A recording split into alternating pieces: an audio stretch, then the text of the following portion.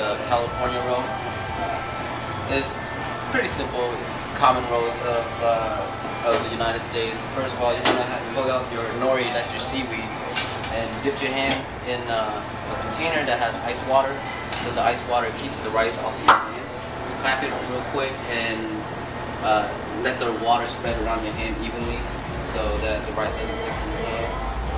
You want to evenly spread out the rice onto the seaweed without having to smush it down. You want to kind of fold it into the shape that you want it to be.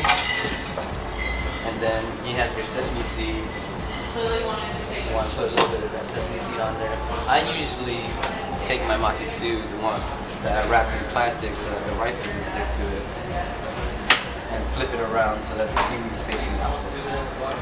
I have your avocado, and I think it's the easiest way if you cut it in quarters so that you can just twist it real quick and it'll come right off, and it'll be easier for you to peel off the peel. Score cut. Try to be as even as you can and spread it from one side of seaweed to the other. And then I have your cucumber. Do the same, cut it in quarters. And take the insides out, because if you don't, then when you're rolling it up, the water is going to leak out and it's going to be very hard for you to close this roll together. And again, make sure it goes from one side to the other. I have your imitation crab here.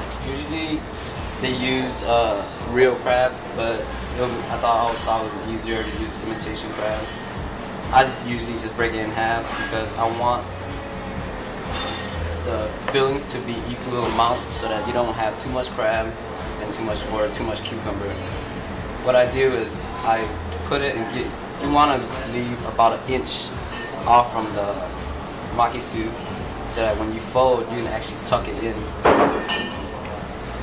And when you tuck it in like that, when you roll it up, it will become a perfect roll. Even out the sides. Wet your hands again and you start cutting.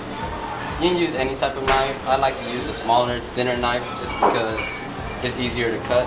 And then I usually dunk it into the water just so that the knife will be a little wet so that it'll cut through the rice a lot easier. Cut it in half, and then cut it in half again, and then cut it in half for the third time. It should become equal pieces. There you go, your California roll.